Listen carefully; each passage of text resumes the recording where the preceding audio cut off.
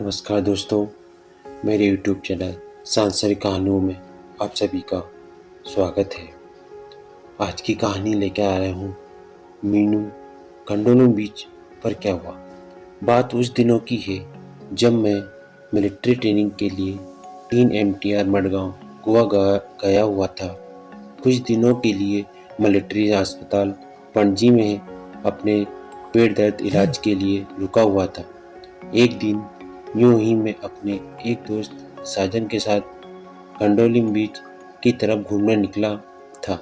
पहले हम मिलिट्री अस्पताल से बस लेकर फेरी टर्मिनल पहुंचे, फिर हमने पंजिम का मंडोवी दरिया फेरी से पार किया, फिर वहां से हम दोनों कंडोलिम बीच के लिए बस में बैठ गए।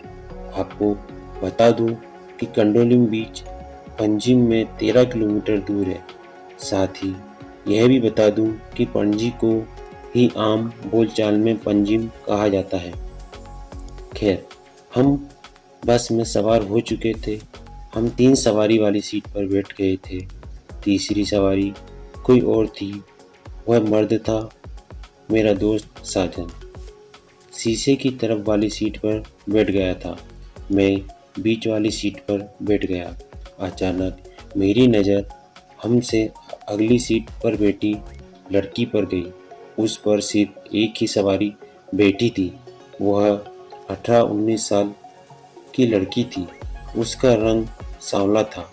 उसके हाथ में गोवा मेडिकल कॉलेज और अस्पताल का कार्ड था। कार्ड पर उसका नाम मीनू लिखा हुआ था। मैंने अचानक ही पूछ लिया, आप GMC से आ रही हैं? उसने कहा, हाँ। मैंने कहा, मैं भी इलाज के लिए GMC में जाता रहता हूँ। मैंने एकदम पूछ लिया, आपको क्या हुआ है? वह बोली, छाती में दर्द है। मैंने अफसोस में कहा, ओह। फिर उसने पूछा, आप कहाँ जा रहे हैं? मैंने कहा, हम भारतीय सेना में हैं। मैं अपने दोस्त साजन को कंडोलिम बीच दिखाने ले जा रहा हूँ। वो लड़की मेरे साथ बात करने में खुशी महसूस कर रही थी, इसलिए मैं बातें जारी रखना चाहता था। फिर मैंने पूछा, क्या आप भी कंडोलिम बीच जा रही हैं? उसने जवाब में कहा, नहीं, रास्ते में मेरा गांव है, मैं वहां जा रही हूँ। अब मीनू मुझे अपनी सी लगने लग गई थी। मैं भी उसके सपने देखने लगा था। उसकी भावनाएं भी शायद कुछ ऐसी ही होगी। उस उम्र में हर लड़का लड़की के मन में अपने एक जीवन साथी की तलाश रहती है। मीनू बोली, आगे आ जाइए। उसके साथ वो वाली सीट खाली थी और फिर बोली, आपको बात करने में दिक्कत आ रही है, आगे आ जाइए। मेरा दोस्त साजन बोला, जाओ आगे चले जाओ। मैं आगे जाकर मीनू के साथ वाली सीट पर बैठ गया। वह बोली, तुम्हारा दोस्त अकेला रह गया है, उसे भी बुला लो। मैंने साजन से आगे आने के लिए कहा, पर उसने कहा कि कोई बात नहीं, आप अपनी बातें करो। मैंने मीनू को अपने पन से कहा, आप भी हमारे साथ बीच पर चलो, हमें भी बीच घुमा लाओ। उसने कहा, जी नहीं, मैं नहीं जा सकती, मेरा घर जाना जरूरी है। इतने में कंडक्टर आ गया।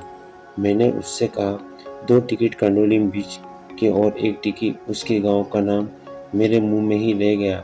उसने बात मेरे मुंह से छीनते हुए कहा, 3 टिकट कंडोलिम बीच।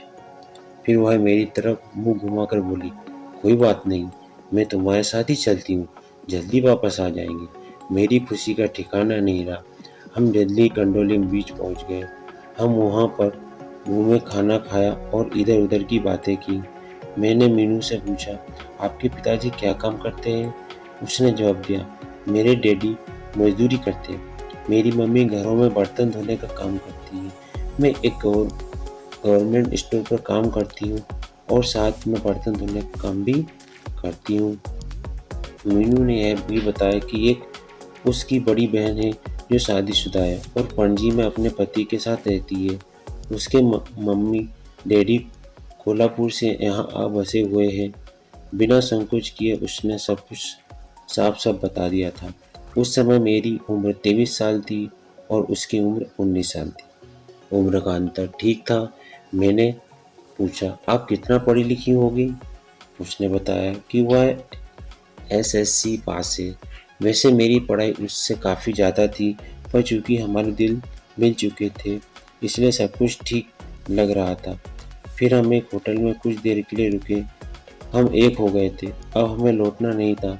मैं चाहता था कि मेरे बाकी आर्मी के दोस्त भी अपनी भाभी को देख लें। मैं बहुत जोश में था, अब मैं अकेला नहीं था। मैंने उससे कहा कि मेरे साथ मिलिट्री अस्पताल चलें। वह बोली ठीक है। मीनू मेरे साथ मिलिट्री अस्पताल आ गई। मैंने अपने दोस्तों को उनकी भाभी दिखाई। उसने खुद हमारे कर्नल साहब से बात की। उसके बाद वो वापस चली गई। एक दिन बाद ही मुझे मडगांव सेंटर जाना था। मैंने मीनू को वहाँ का पता लिख कर दे दिया था। मैं मडगांव सेंटर चला गया था। मीनू की बहुत याद आ रही थी। उसका खत आ गया। वह भी उदास थी। वह मुझसे मिलना चाहती थी। उसने लिखा है कि मैं उसको जीएमसी पणजी में 10 तारीख को 12 बजे मिलूं। मैंने उसे जवाब दिया कि मैं भी बहुत उदास हूँ। मुझे भी तुम्हारी बहुत याद आ रही है।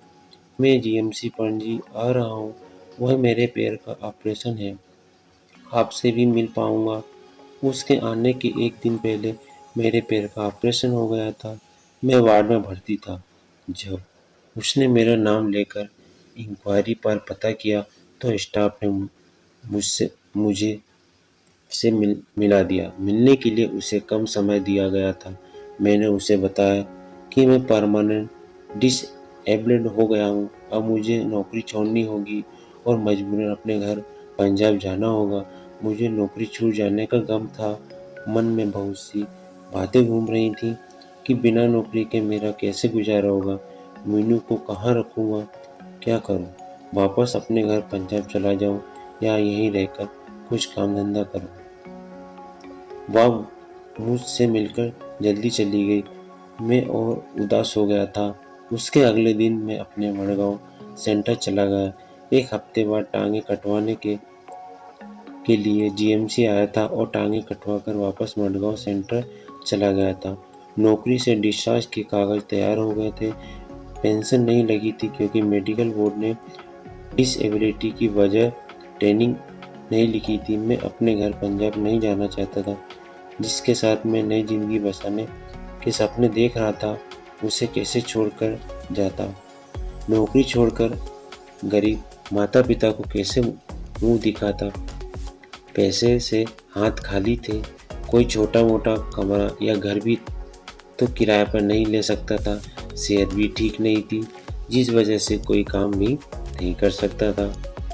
मैंने सोचा कि कोई ना कोई काम करने की कोशिश करनी चाहिए। कर्नल साहब की सिफारिश पर मुझे एक पेट्रोल पंप पर नौकरी मिल गई। पहले ही दिन काम कर के देखा था, शरीर साथ नहीं दे रहा था, मन भी उदास था। शाम को बस में बैठकर मैं मीनू के गांव की तरफ चल पड़ा। उसके गांव उतरकर मैं वहीं बैठ गया। वहां से उसके गांव जाने के लिए थोड़ा पैदल रास्ता था। कदम आगे जाने से रुक गए थे। मन कोई फैसला नहीं ले पा रहा था कि क्या करूं। इतने में वापसी की बस आकर रुकी। मैं बिना कुछ सोचे ही उस बस में बैठ गया था। वहां से पणजी से मडगांव सेंटर पहुंच गया। अगले दिन रेलवे का टिकट वारंट लिया और वापस अपने घर पंजाब के लिए चल पड़ा। उदास मन लेकर आज मेरी उम्र 50 साल से ऊपर हो गई है।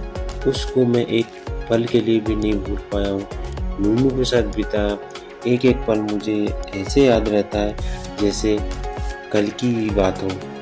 यह कहानी एक सच्ची घटना पर लिखी गई थी। पात्रों नाम की जगह बदल दी। दोस्तों, आपको अगर मेरी कहानी अच्छी लगी हो तो चैनल को लाइक, शेयर या सब्सक्राइब जरूर करें और कहानी जरूर सुनें। शायद ऐसा कभी आपके साथ भी हुआ हो, लेकिन प्यार प्यार होता है।